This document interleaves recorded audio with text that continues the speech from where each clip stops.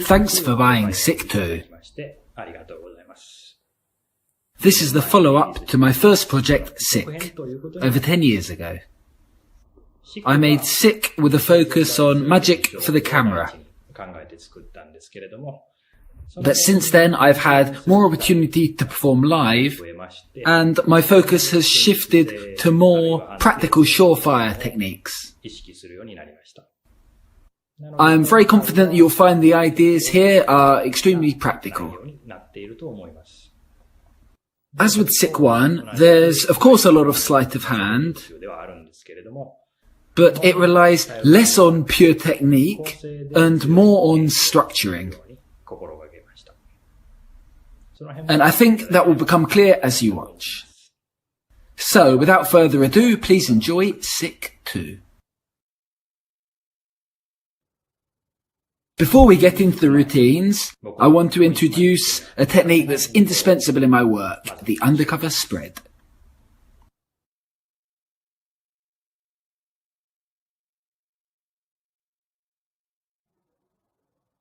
The undercover spread is a move I really like,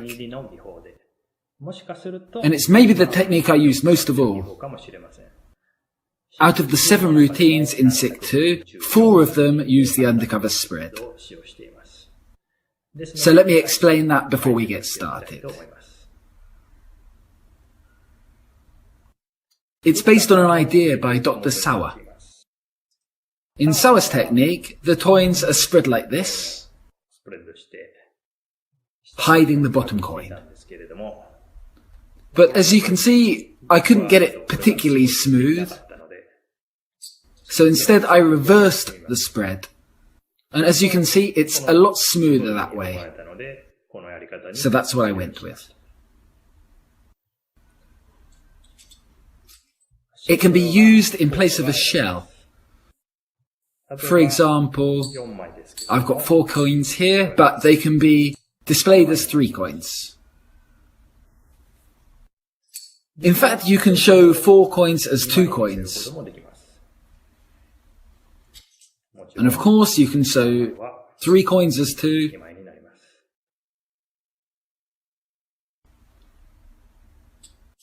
2 coins. Well, unfortunately, 2 coins can't be shown as 1. So in that case, you're better off using a shell. The undercover spread does have some advantages over a shell. For example, when you're going from 2 coins to 3 coins, it's a much smoother action. And of course, because they're all regular coins, you can show both sides of all the coins.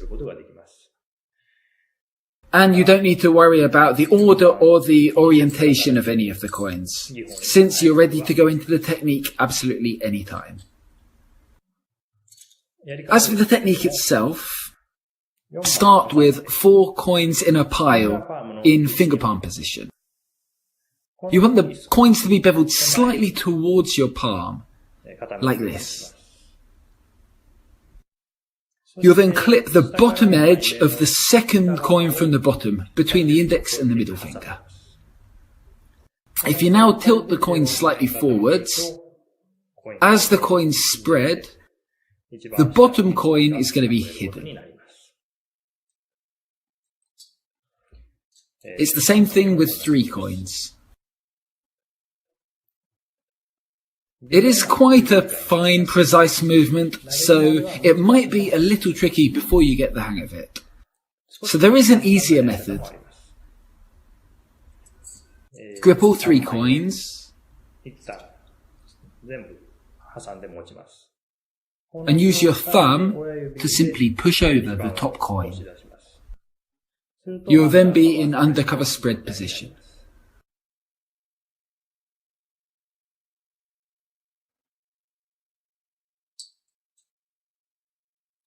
With 4 coins, by pushing over 2 coins, you can get to undercover spread position, but there's quite a lot of finger movement, so it's better instead to first do it with 3 coins, and then place the final coin on afterwards.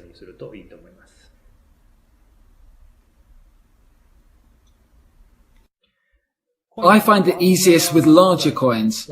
Dollar-sized coins work particularly well. It is technically possible with half dollars, but if you're doing it with half dollars, you might find it easier using pursed palm. I've been told by Shane Colbert that Ross Bertrand was the first person to use the pursed palm to conceal a coin. Regardless, being able to hide a coin palm up is a very powerful weapon to have in your arsenal. So try and find a technique that works for you.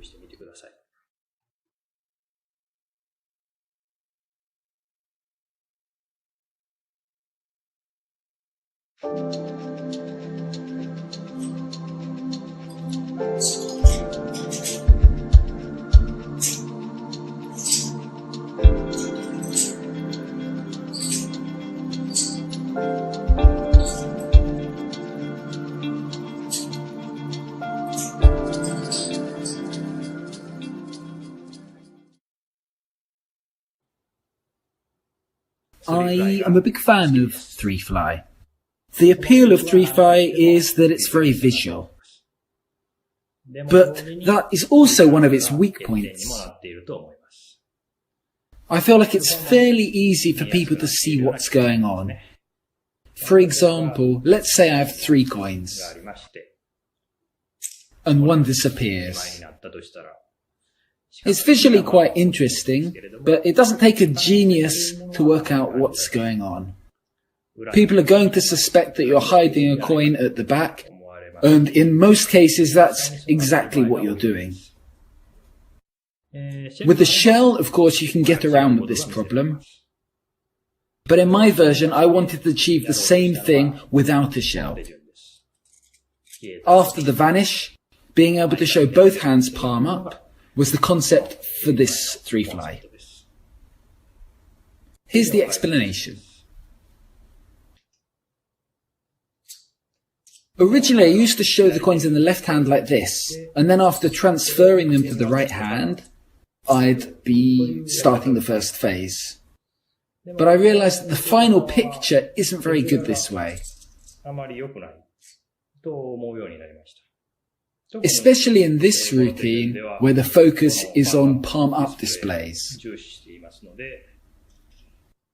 So we'd go from here, the next display would be here, and then the effect becomes quite muddled. Instead of this, I now start in this position. Next, the display is here, then here, and then the final display is like this. This, I think, is much, much better.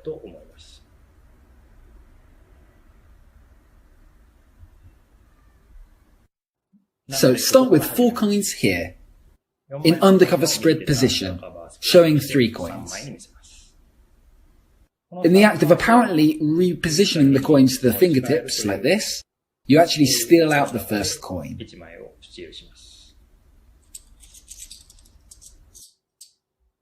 Show 3 coins, take 1 coin normally. Next, you'll push the top 2 coins forward and place them into the left hand like this.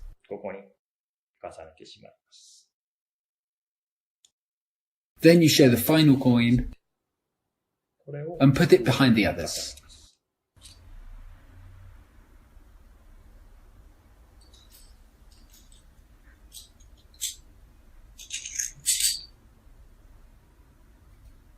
Now you're able to show the first phase. As you pull the top coin in your right hand, display the left hand's coin.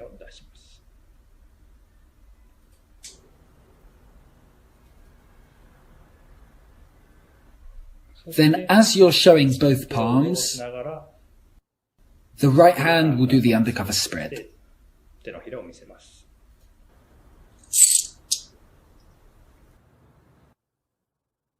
Next, in the gesture of apparently showing that 1 coin has travelled, you're going to transfer the extra coin from the right to the left hand.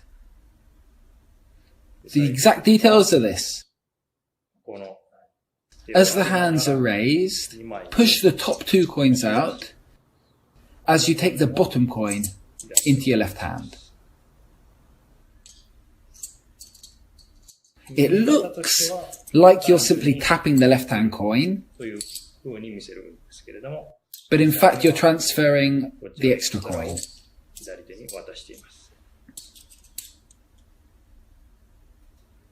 From here you show the second phase.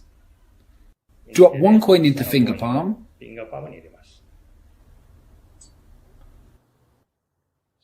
and do this as you're pulling out the left-hand coin to the fingertips.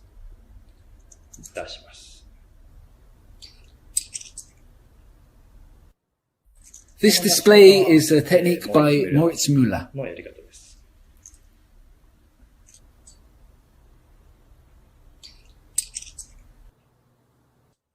And this is the second phase. Again, I'm going to show the hands palm up, but the coin in right hand finger palm gets pushed between the pinky and the ring finger. The movement's like this.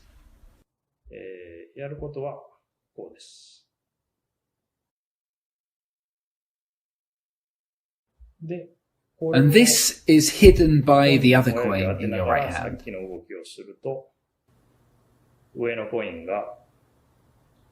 And that hides the gap.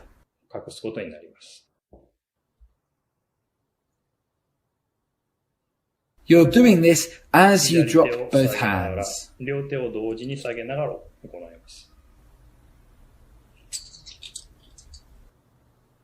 And by doing it this way, any sound that the right hand makes gets masked by the left hand's coins. And you end up in this position. From here, again, you're going to raise the hands, but as you do so, you're going to deposit the clipped coin into the left hand. As the hands come together, slide the left coin up like this, and raise your hands.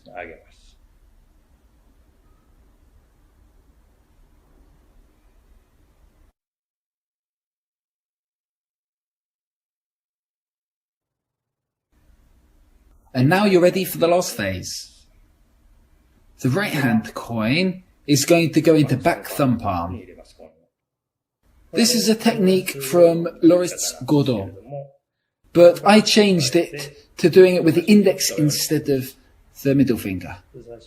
Push the coin into back thumb palm like this.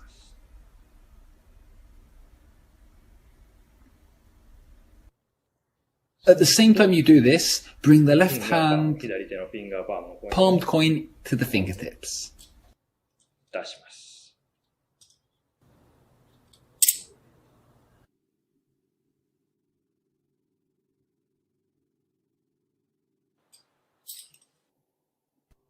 And this is the third phase. Now for the cleanup. Bring the hands together and hold all 3 coins for a brief moment into the right hand like this. By pulling the top coin down, the extra coin in back palm thumb gets automatically dropped. It should simply look like the top coin is dropping into the hand, but it's really a switch. The right hand ends in this position. From here, the coin that you've just pulled in with the thumb gets pushed to the front, from here to here. This happens just as the coins get placed in the hand. If it's too early, then you flash the extra coin. And if it's too late, then you also expose the extra coin. So time it exactly as you're turning the hand. And that will put you perfectly in undercover spread position. Once the coins are on the hand, slide out the middle coin, place it on top, and you're done.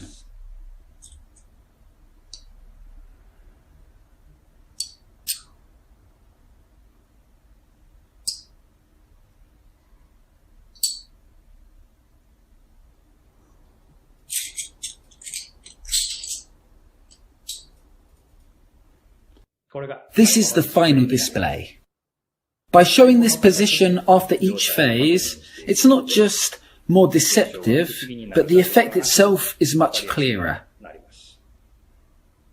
By making things visually clearer and easier for the audience to grasp, it helps the overall impression of the effect, which I think is very important in any magic.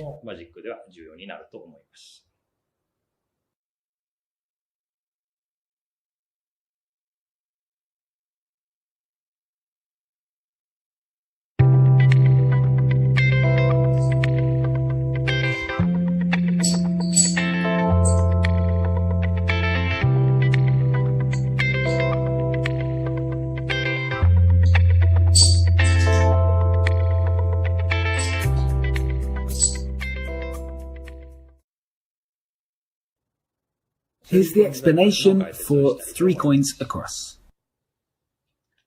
Again, I used to display the coins in the right hand and then do a false count 1, 2, 3 to the left using the click pass and then show the first coin. But again, if you want to show coins traveling from the left hand to the right hand, as I explained in 3-fly, it's much better to display them in the left hand first to make the final picture clearer. So instead, if the coins are traveling from the left to the right, I wanted to start in this display.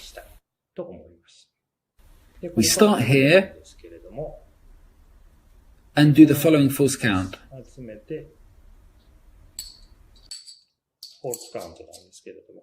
What I'm doing here is dropping 1, 2, and making sure that the second coin is slightly closer to the finger and thumb. And by lifting my index finger up, the coins will clink together. If you time this clink with a drop vanish in the right hand, just like this, dropping the coin and taking it into finger palm. Timing these together, it's very convincing. 1, 2, 3. And that's the false count.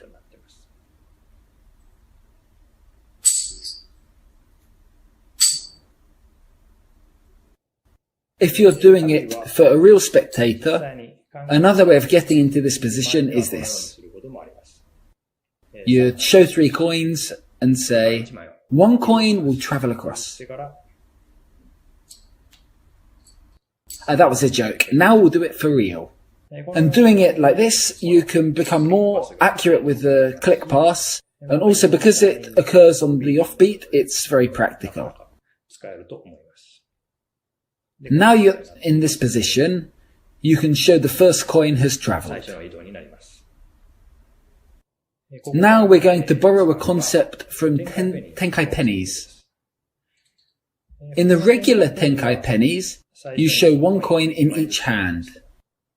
And in the act of showing the coins, you do the move. But because this happens before the effect, you've got quite a bit of heat on you when you do the move. Spectators will be burning your hands. But in the coins across here, since you're doing it as you've shown the coin has already travelled, you're doing it after an effect. And because of that, there's a lot less heat on the move. In the original Tenkai pennies, Tenkai used his back pinch. But here we're going to use a classic palm. This is a variation by David Roth. From here, as you show 2 coins, the right hand coin goes into classic palm. As you're apparently showing the right hand coin, you're going to use the cap subtlety to hide the coin as you take one of the left hand coins. So at this point, you're 1 ahead. Now you're going to transfer the left hand coin into heel clip, like this. And as you raise the right hand up, steal the coin into your right hand. And now you're 2 ahead. And all of this is going to happen in one smooth movement, like this. And you're 2 ahead.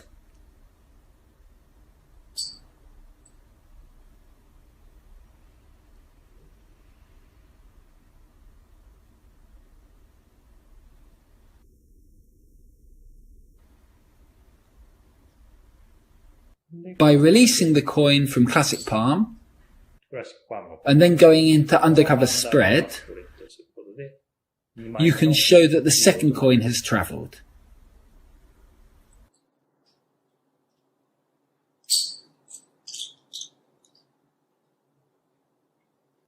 Of course, as well as showing that the second coin has travelled, we're also showing that the coin hasn't yet travelled, the third coin. And from here, without any moves at all, we can get the third coin to travel. By getting 2 ahead, you really can add to the impossibility of an effect. This is because people, when looking for a cause, they tend to look at what happens immediately before the effect. In the case of most coins across routines, you'll have move, effect, move, effect, move, effect, this structure. But because the cause happens immediately before the effect each time, it's not too difficult for the audience to backtrack.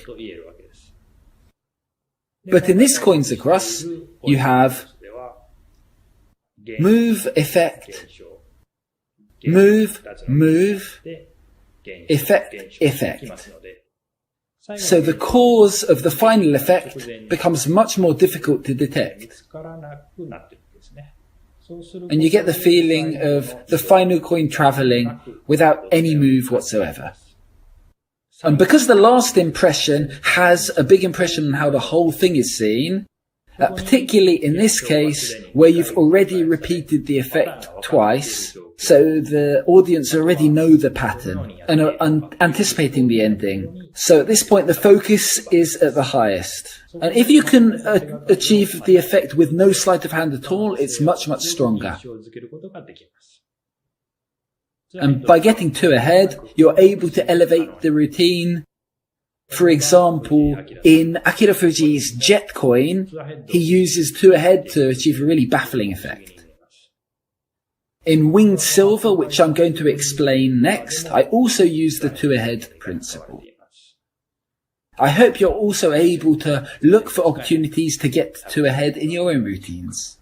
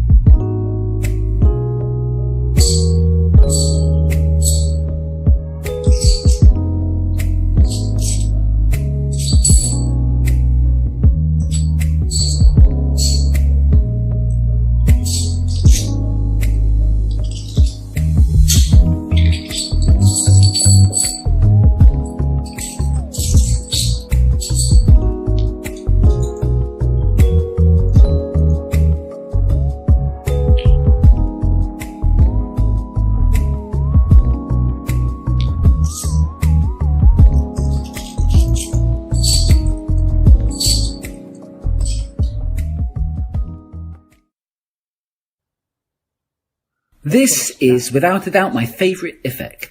20 years ago, the very first lecture video I ever bought was David Roth's Expert Coin Magic Made It Easy. And that's where I learned his Winged Silver routine, which I ended up performing all the time. 10 years ago, I published my own version of Winged Silver, which I also performed all the time. And another 10 years have gone by, so my thinking and my approach have changed. And what you'll see here is my latest version.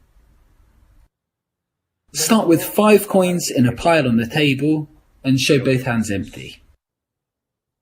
Of course, you don't want the audience to see 5 coins, so you don't mention the number of coins.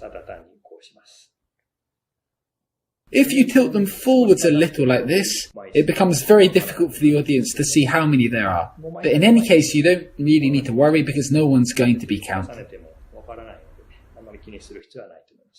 So the coins are here, and you're ready to start. Take one coin with the left hand, then pretend to take one with the right,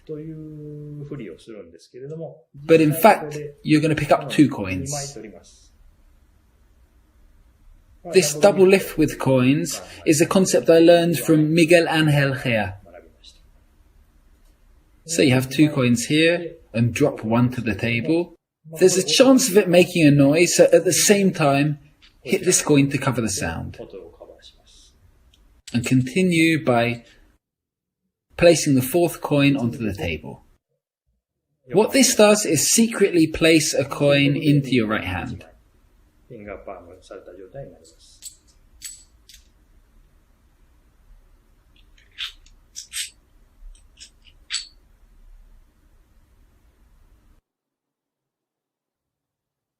One, 2, 3, 4 in this rhythm. From here, you're going to place the 4 coins into the left hand.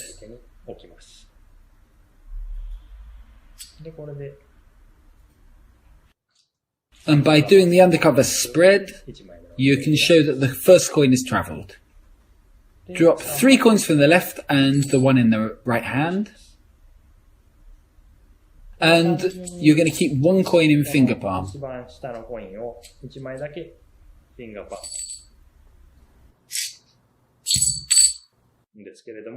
But if you find this difficult, which might be the case, then you can do basically a friction pass to keep the coin in your hand.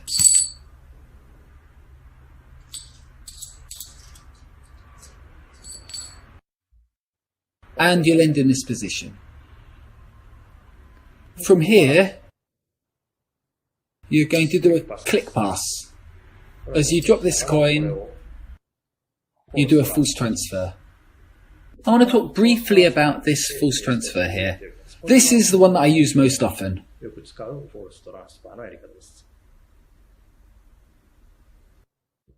I'll explain exactly how it's done. Push with your thumb.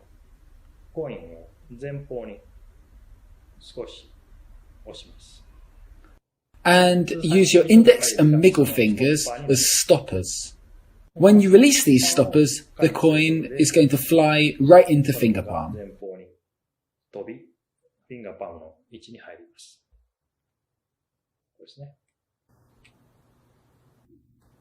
Timing the 2 together makes it look like the coin is dropping, but it's actually just going into finger palm. This is a very natural looking move, and it also works as a click pass as well, as you'll see.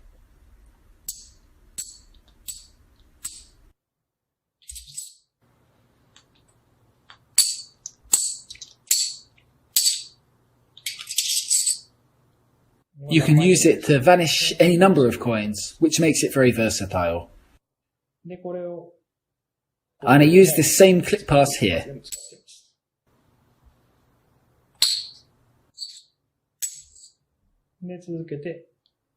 Like this.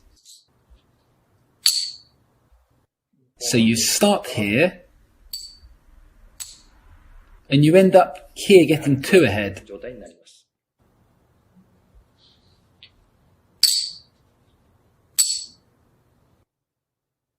Earlier on, I used the 2 ahead principle in the 3rd and 4th phases, but in this routine, since the final phase happens in the spectator's hand, I wasn't really able to exploit being 2 ahead, so instead I used it in the 2nd and 3rd phases.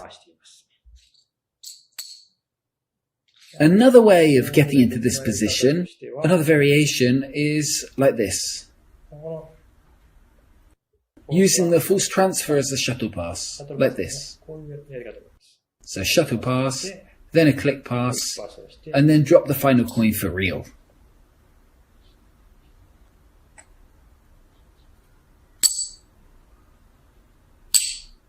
And this gets you in the same position.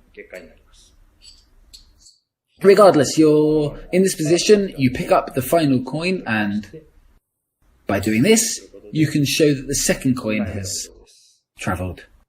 So the right hand is now in undercover spread position.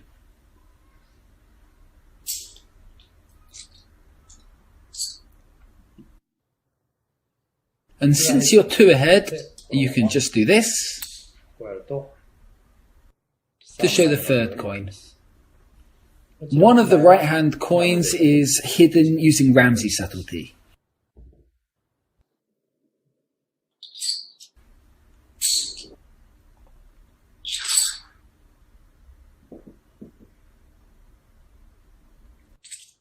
Another way of doing it is bringing the coins to the fingertips, like this, and then have the coin travel visually, as in 3 fly.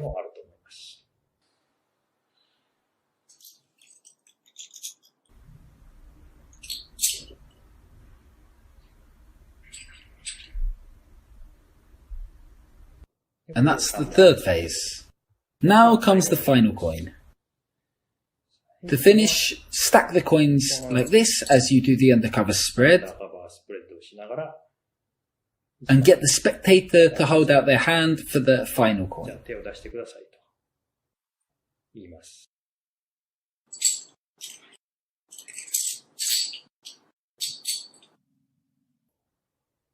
Once they've opened their hand, grab all the coins in your right hand.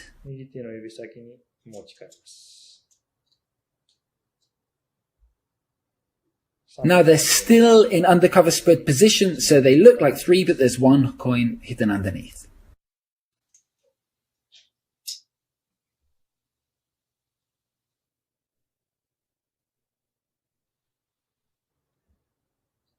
Have the spectator hold the coins palm down like this. This is also an idea that I got from Miguel Angel here. So they'll take the coins, and you are now going to vanish the final coin. You can use any vanish you want. In this case, I used a steal. I'll be explaining this steal in more detail later, but basically what you'll do is, as you grip the coin, allow it to stand up on its edge like this.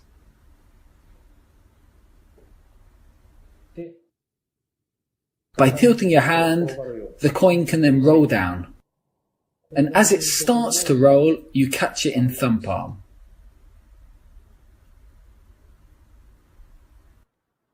Like this. After the vanish, you tell the spectator to open their hand, and in this gesture, you're also able to show the other hand empty.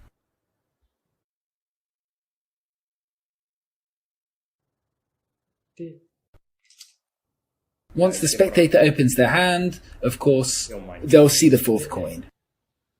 You take 2 coins in each hand, like this, and using the undercover spread, you can place all the coins together, and you can show both hands empty.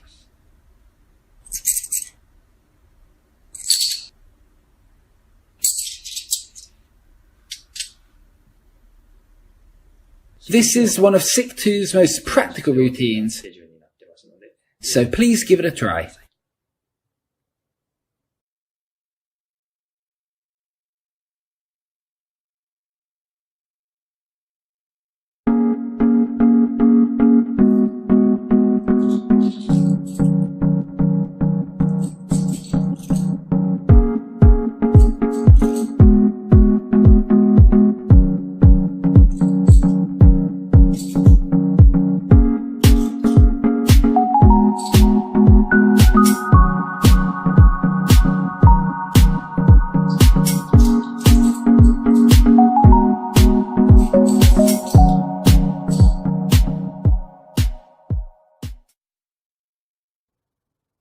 I was inspired by Luca's flying coins routine to create this.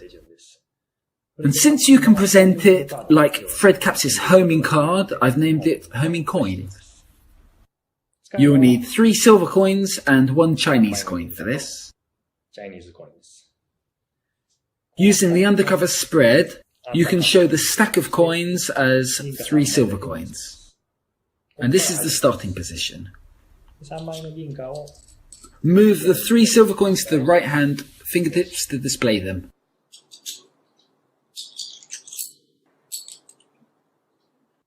And as you're recounting the 3 coins,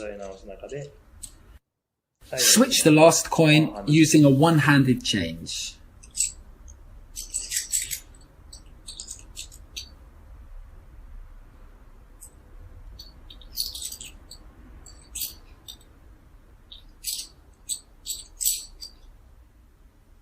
This one-hand change does have noise issues,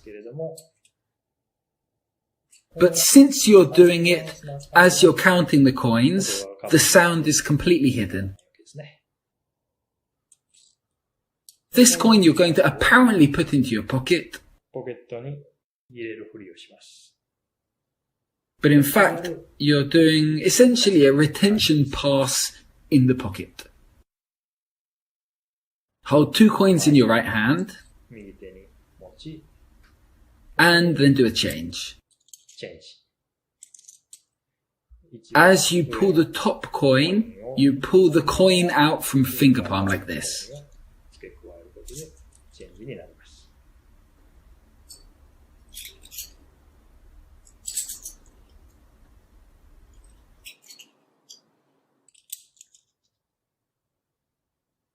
And again, you're going to keep the Chinese coin in your right hand as you reposition the silver coins.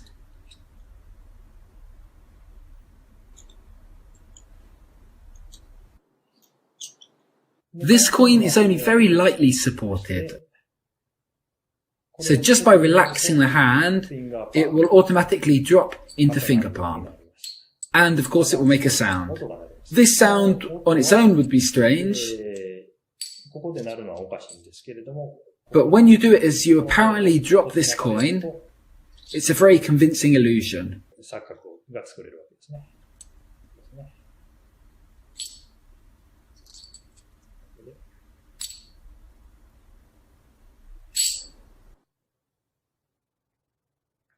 Keep the Chinese coin held here in a sort of curl palm position with the index finger.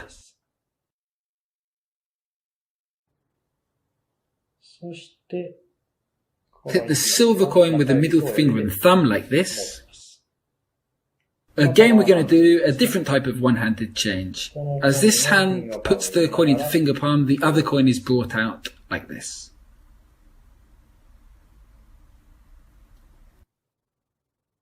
Like this. And to finish, we're going to turn the Chinese coin back into 3 silver coins. It happens like this. As you place the Chinese coin into the left-hand finger palm,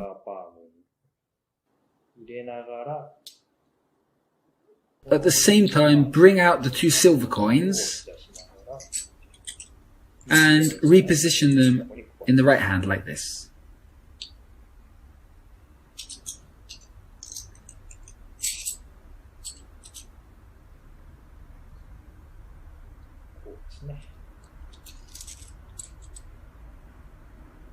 To finish, take them like this and show them using the undercover spread as I showed you before.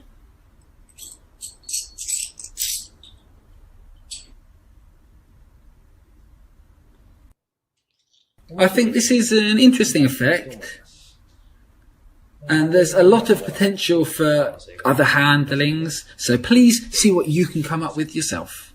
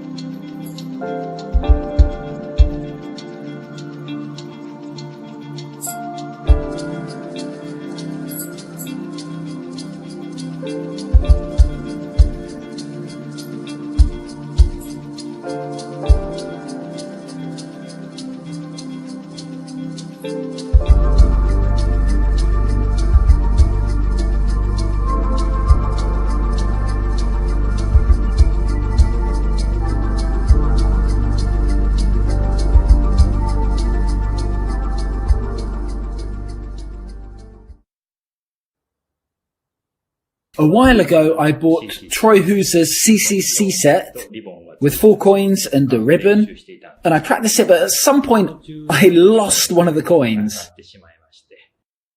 So I had to come up with a routine with no extra coin. I helped Tomoya Horiki with a version with no extra on his DVD Sprout, and I wanted to create my own version and also one without a table. For a long time now, I've been playing with ring and rope routines, and I've incorporated some of those ideas into this CCC routine. In terms of structure, it follows a fairly simple move, effect, move, effect, move, effect structure. But I've tried as much as possible to make the moves as natural as they can be, and also make them flow within the routine. I also wanted to give the impression that the coin is still attached to the ribbon right up until the effect. And I wanted to make the coin penetration feel as real as possible. First, take the 3 Chinese coins together in spellbound position like this. And put the ribbon through the coins like this. Once you've got to about here, as you drop the hands, in the action of pulling the ribbon through, you're going to steal the bottom coin like this.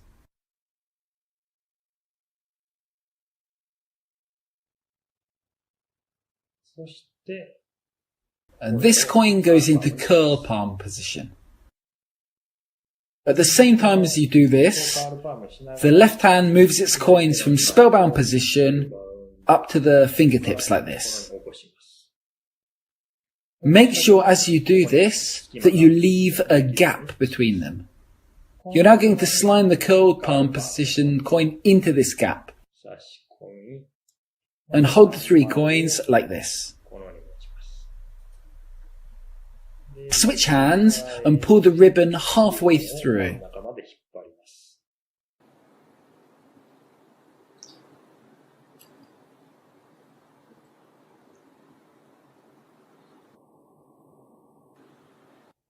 Since you're able to show the ribbon going into this hole and out of the other, it's a very, very convincing display.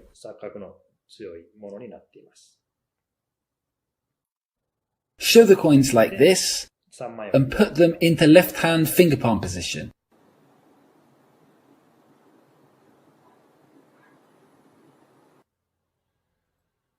As you pull up on the ribbon, the middle coin will come loose. Again, place the 2 coins into finger palm position. Take the top coin in the right hand, and it's going to be placed over the left hand coin. But make sure that the left hand thumb pushes into the ribbon between the coins, like this.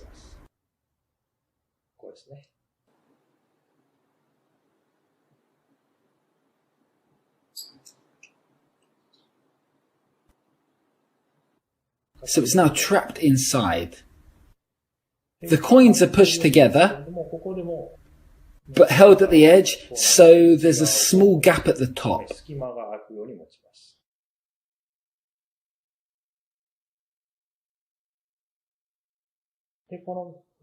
By separating the coins in the right hand and the ribbon in the left hand, the top coin is going to come loose from the ribbon.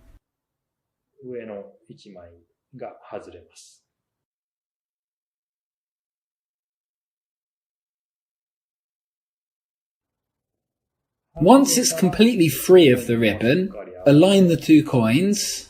You're going to loosen the ribbon a little bit, which allows you to reposition it like this.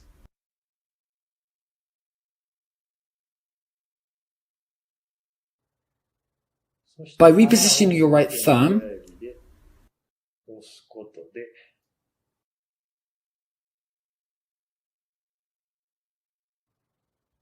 you're able to show both coins apparently still attached. And from here, simply relax the thumb, and the second coin will penetrate.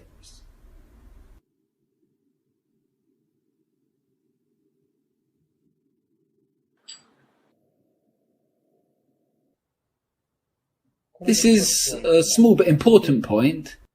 If from this position the bottom coin were to penetrate, I think people would likely suspect that it was loose from the beginning.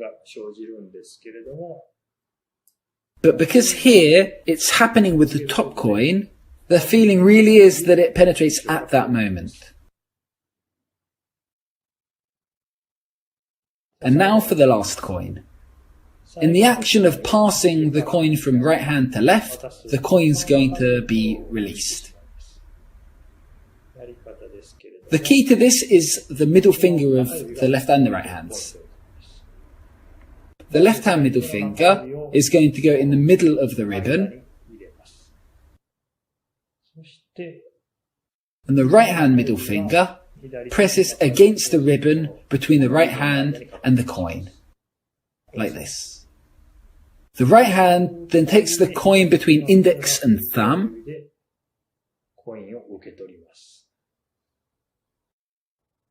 and now just by pulling down with the right hand middle finger,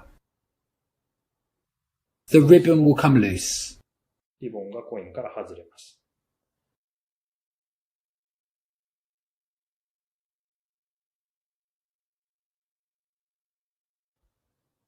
It should just look like you're simply switching hands.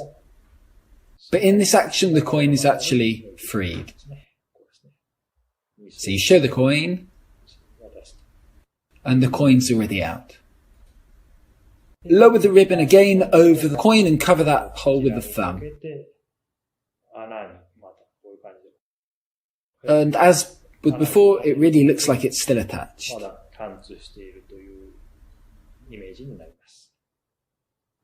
Relax the thumb and release the coin. And this is the final penetration. Now you could finish after the coins have penetrated one by one, but I think the best way of finishing the routine is to do all of them together. Thread the ribbon through all the coins. And you really are threading it through. Place the coins in finger palm position, but make sure that the ribbon ends up clipped between index and middle fingers. As you tell the spectator to hold out their hand, reposition the coins between ring and thumb, and keep the ribbon clipped between these fingers here. This is going to create a small gap, and your thumb of the left hand is going to go into this gap. You pull up like this, and this will free the coins.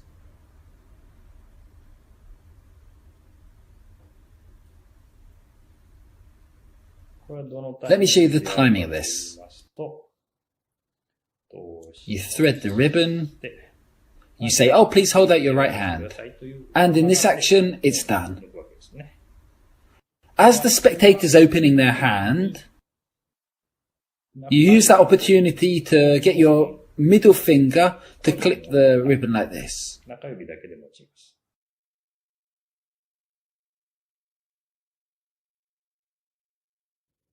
And you're going to wrap it around the coins like this. And then you cover the holes with your thumb. This again makes it appear still attached.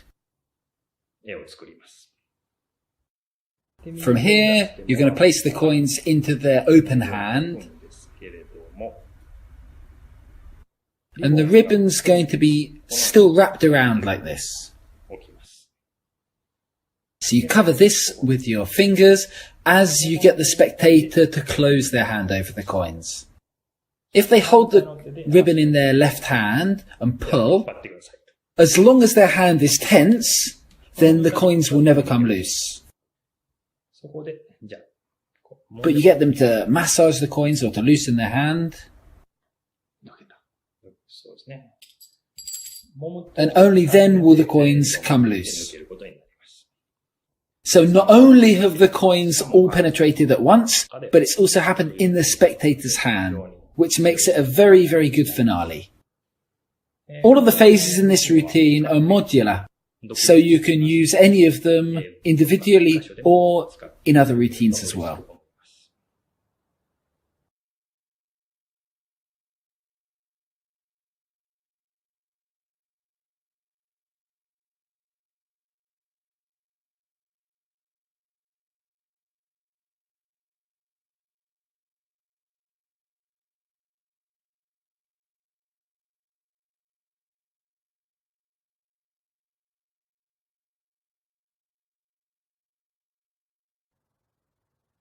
The vanish that I explained in SIC 1 was apparently very difficult for a lot of people and not completely surefire. So I got to thinking whether there was an easier, safer way of achieving a similar effect. And this is what I came up with.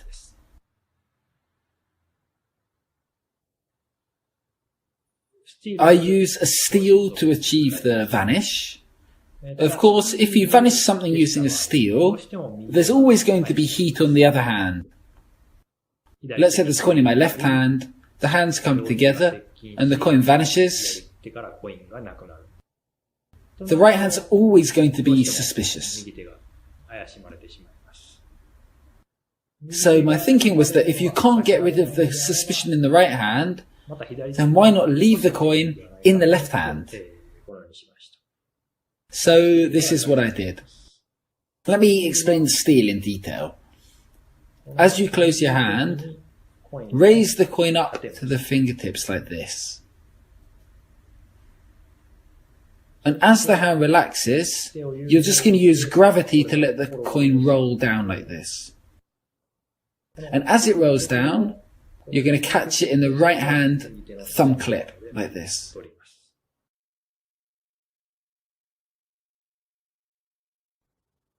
Once you've done the steel, before the vanish, you're going to place the coin onto your left hand wrist.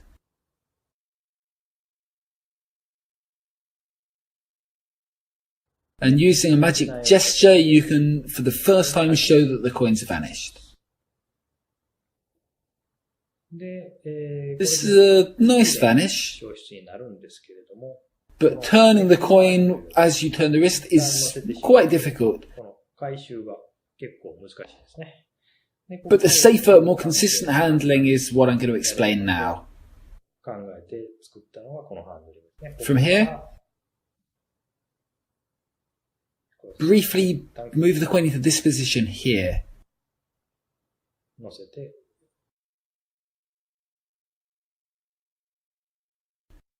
You're apparently just showing both sides of both hands. It's a subtle hand-washing motion as you're showing both hands. From here, you're going to transfer the coin like this into right hand finger palm.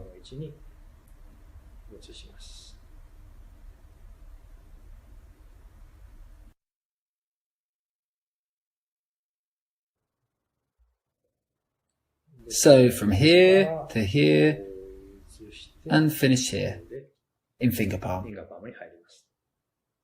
By showing both sides of both hands, it might seem a bit like you're overproving. So instead of this, what you could do is, instead of after the steel, you can put the coin here. And that allows you to streamline the handling a bit. Let me show you.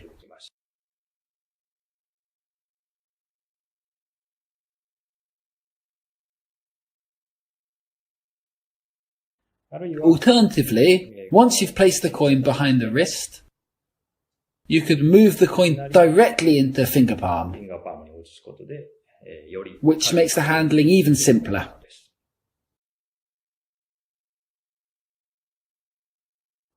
And because the coin ends up in finger palm, you can then do whatever you want from there.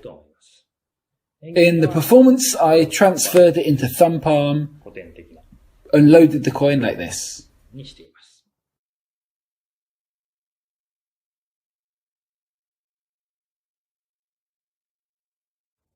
while it does have angle issues, it doesn't present any technical problems. So I hope you're interested in the concept of turning your wrists as you vanish the coin.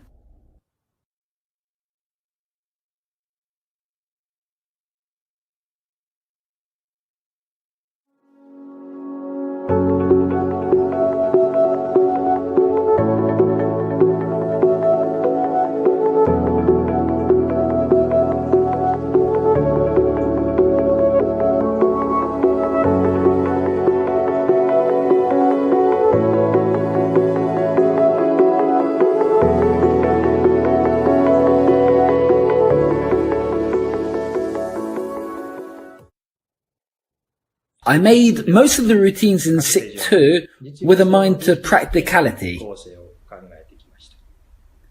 But this Spellbound is the one exception. To me, Spellbound is more of a creative or technical exercise, something to practice, rather than a trick to show laypeople. It's not really something to do in performance, although I do sometimes perform it to other musicians who happily seem to like it. It's also very good for video. If you want to upload something very visual, then this would work well. But for Spellbound to look visually, it shouldn't just be a collection of random changes. It should have a proper flow to it.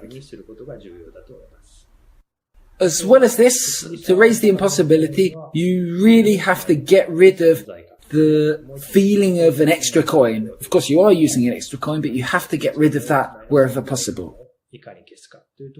It was with these points in mind that I created this version of Spellbound. Let me go through the routine move by move. At the start, the left hand has one coin in finger palm, and the right hand has the Chinese coin also in finger palm. The right hand mimes taking the coin, and as it does so, it moves to this position. The left hand coin is hidden in Ramsey Satuti, so the hand appears empty. Here you're going to relax the hand and let the coin drop from finger palm. And as it drops, catch it with the right hand. And this is the appearance of the first coin.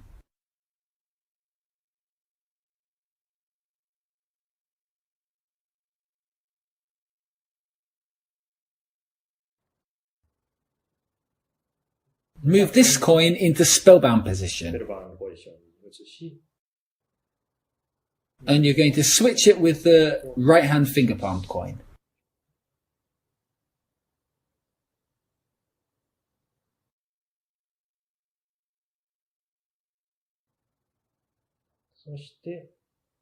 You're then apparently going to turn the coin, but as you do, you'll pull it in with the thumb as you bring out the silver coin. You're essentially doing this, but at speed and turning the wrist, it changes.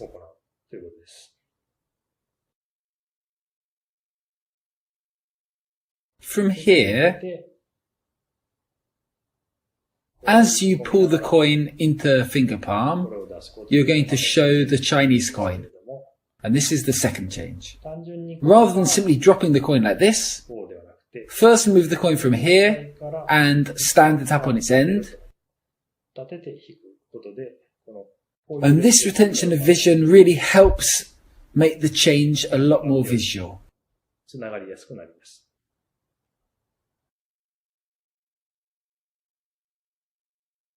You are now going to move this coin into deep back click position. And this happens under the cover of the left hand, as you place the left hand coin on the right hand.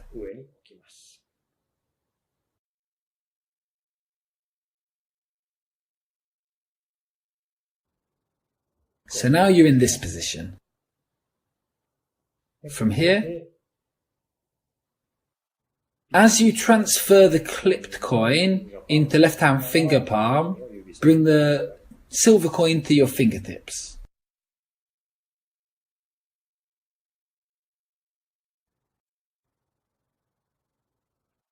As you bring the silver coin to right-hand finger palm, bring out the Chinese coin to the fingertips.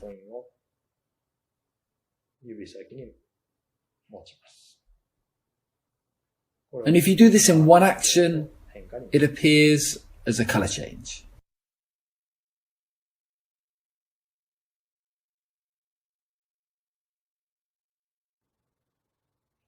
Now we're going to do a retention vanish. Let me break it down. First, the right hand does this move. As it pulls the coin into the finger palm, the coin that was originally in finger palm gets caught between index and thumb. It's a very slight throwing action. And when you do these two actions together, you get this change.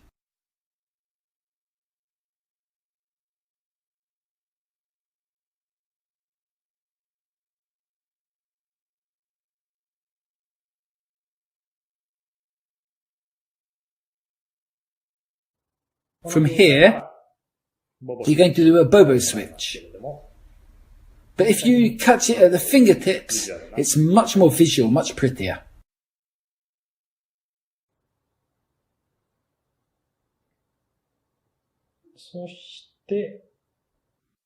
Now the coin that's in finger palm is going to get brought out.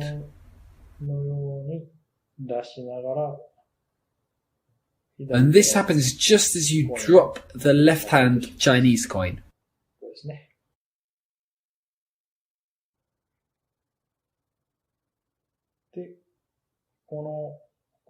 And because it goes directly into this position, you can use the fingers to roll it into the hand.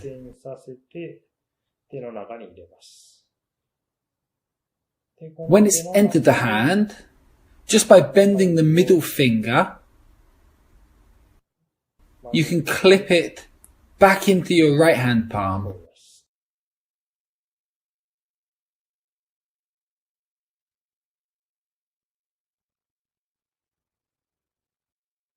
And then you can show the next change. As you're showing this change, the silver coin gets moved into front palm like this.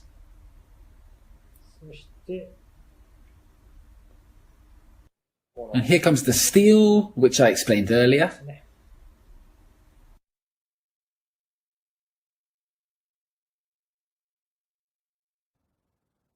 And now you're able to show the vanish. From here, you're going to bring both hands together.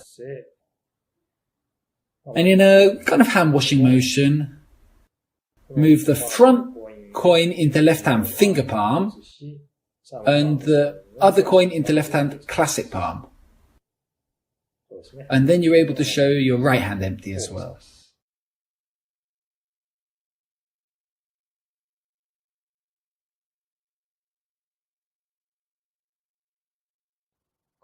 If you move the classic palm coin into opposite hand classic palm, and the finger palm coin also into classic palm, you can then open both hands and show between the fingers. And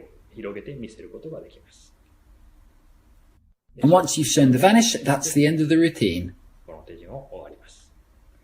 I think there are quite a few interesting changes in this routine, and I hope that there are some ideas that you like.